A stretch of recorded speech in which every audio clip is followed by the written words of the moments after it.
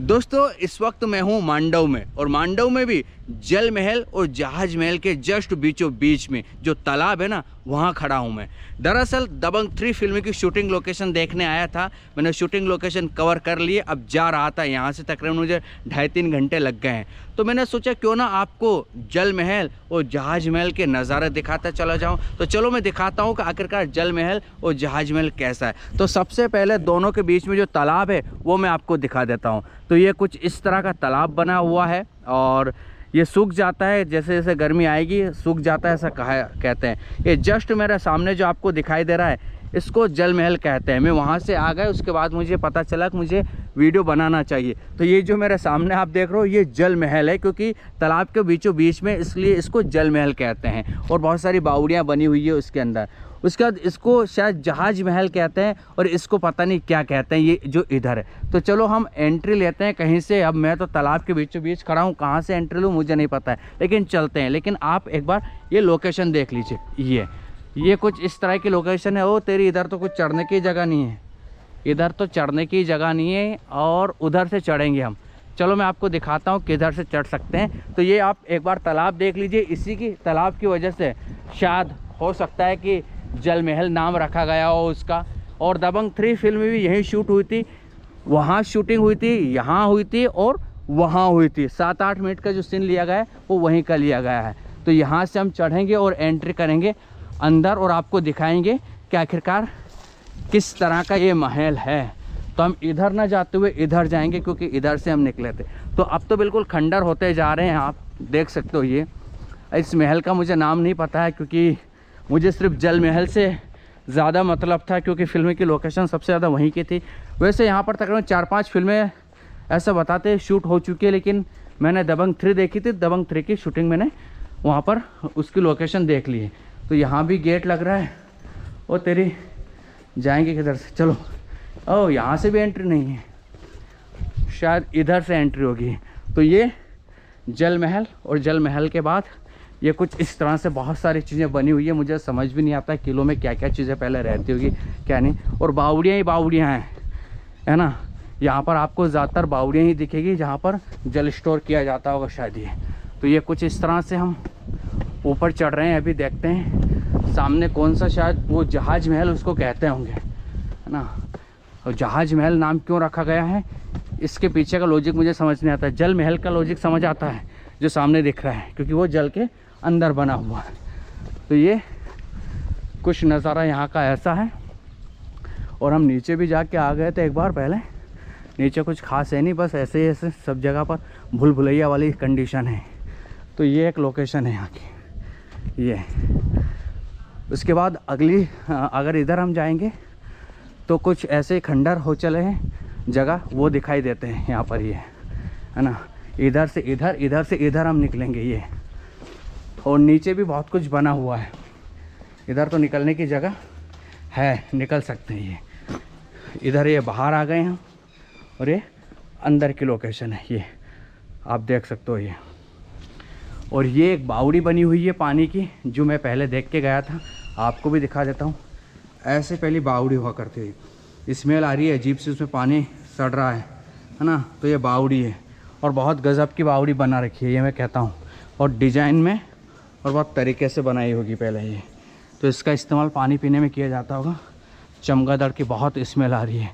और एक कुछ ऐसी ये ठेल जैसी बनी हुई है, इसका क्या यूज़ होता होगा मुझे इसके बारे में नॉलेज नहीं है। तो यहाँ का शाही महल है। स्नान घर है, स्नान घर उधर है ना, स्नान घर भी इधर है, लिखा हुआ है आपको। और ये सामने कौन सा महल है इसके बारे में वहीं पढ़कर बताऊँगा। ये टॉम था शायद, ख़त्म हो चुका है। तो ये सामने का नज़ारा कुछ ऐसा दिखाई दे रहा है।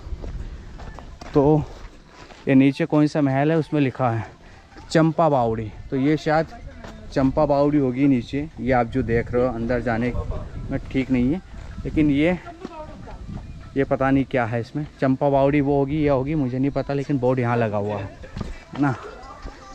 और उसके बाद आगे हैं दिलवर खां की मस्जिद है।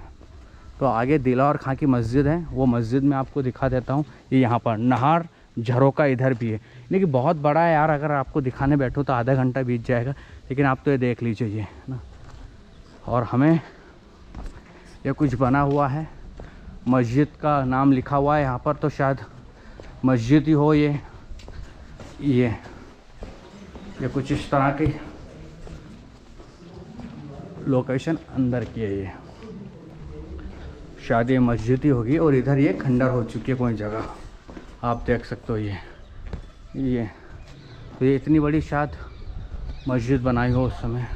और आगे आपको लेके चलें तो इधर खंडर होती जगह है, बहुत सारे खंडर पड़े हुए हैं। हम यहाँ से निकलेंगे बस जितनी जल्दी हो सके, इधर से निकल सकते हैं, ये गेट इधर से। और आगे कुछ और है वो भी मैं आपको दिखा देता हूँ।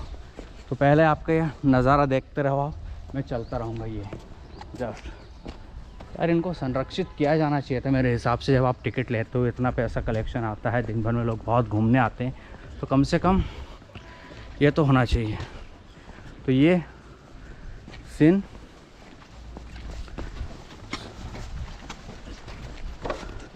उसके बाद कुछ गार्डन वगैरह ऐसे भी सजा रखे हैं। ये बहुत अच्छा नेचर के प्रति प्रेम दिख रहा है, ये बहुत बढ़िया है। और बाहर की लोकेशन कुछ ऐसी है, एक बावड़ी शायद ये बनी हुई है ना। अब हम बाहर आ गए हैं उधर से, उधर तो बहुत टाइम लगता है घूमने में। हाँ, तो अब हम बाहर आ चुके, इसी रास्ते में हम अंदर गए थे, इसी रास्ते से बाहर आए हैं और बहुत टाइम स्पेंड हमने किया है वहाँ पर, ये आप मान सकते हो। अब आगे और भी कुछ बने हुए वो मैं आपको दिखा देता हूँ। तो ये देखिए कुछ सामने का दृश्य ऐसा है, और फिर एक बावड़ी आ गई है, वो भी मैं आपको दिखाऊंगा। लेकिन सामने जो बने हुए हैं उन्हें देखिए आप, गजब तरीके से बनाए गए होंगे। क्या नाम है उसका वहीं पे लिखा हुआ है। और ये छोटा सा पूरा महल का दृश्य यहाँ दिखाया गया है कि महल के अंदर क्या क्या है, या ये यहाँ पर रखा हुआ है ना। और ये फिर कह सकते हैं इनका स्विमिंग पूल मान सकते हैं आप, इतना बड़ा पहले स्विमिंग पूल ही रहता था और बहुत गजब के बनाते थे, है ना, पानी बारिश का इकट्ठा हो जाए। और ये लोकेशन देखकर मंत्रमुग्ध हो जाता है, क्योंकि खंडर खंडर खंडर खंडर आप देखो ना, और खंडर देखने के बाद अब जब आप हरियाली कहीं पर नज़र आए, हा मन करता है कुछ समय लेटता रहूं। लेकिन सामने का नज़ारा ये देखिए आप, तो यहाँ पर लोग काफ़ी घूमने आते हैं, लेकिन मुझे ऐसा लगता नहीं है कि उसमें कुछ खास देखने लायक होगा। जो मैं आपको दिखा रहा हूँ बस वही है, इससे ज़्यादा कुछ भी नहीं है। और आजू बाजू का नज़ारा ये, और बैक साइड का नज़ारा कुछ ऐसा है। ये तो ये आप देख सकते हो, यहाँ पर लिखा हुआ है कौन सा महल है। मैं आगे जो चट्टान लिखी हुई है ना उसके बारे में आपको बताता हूँ कि कौन से महल का यहाँ पर वर्णन किया गया है। ये बहुत अच्छी हरियाली मेंटेन की हुई है, इसके लिए बधाई के पात्र है जो भी कर रहे हैं इसको मेंटेन, बहुत बढ़िया कर रखा है। नहीं, ये तो उद्यान के बारे में लिखा हुआ है कि यहाँ पर कुछ तोड़े नहीं, ये उद्यान है। ये इधर का लोकेशन मैंने आपको बता दी। और अब आपको यहाँ से चढ़ने की सीढ़ी है, यहाँ से चढ़कर आप ऊपर का नज़ारा भी देख सकते। दरअसल ये हैं जहाज महल, जिसके बारे में हम जिक्र कर रहे थे शुरू से। तो तालाब के अंदर में जो है वो जल महल है, और ये जो यहाँ पे है ये जहाज महल। अब ये जहाज महल का नाम क्यों रखा है, इसके पीछे का लॉजिक मुझे समझ नहीं आता है। जल महल का समझ आता है कि जल के अंदर बना हुआ है, तालाब के अंदर बना हुआ है, लेकिन ये जहाज महल क्यों है, शायद हो सकता है और कोई लॉजिक रहा होगा उस समय। लेकिन ये आप लोकेशन एक बार देख सकते हो। ये और इधर बावड़ियाँ बनी है, बावड़ियाँ तो बहुत थोक में बनी हुई है, ये कह सकते हैं ना, सब जगह पर। ये कुछ इस तरह का यहाँ का लोकेशन है। तो फाइनली दोस्तों हमने मांडू में जल महल, जहाज महल देख लिए हैं। अब यहाँ से निकलने का टाइम हो चुका है, हमें इंदौर निकलना है। तो फटाफट निकलते हैं इंदौर, तकरीबन 2-2.5 घंटे में लग जाएंगे। और इंदौर के बाद जाएंगे कल हम अपने घर। तो आपको मांडू का सीन दिखाते हुए छोड़े जाता हूँ वीडियो में। ये देखिए, ये तालाब, जल महल, और ये इधर सामने जहाज महल। ये कुछ नज़ारा ऐसा है सामने का। Good bye.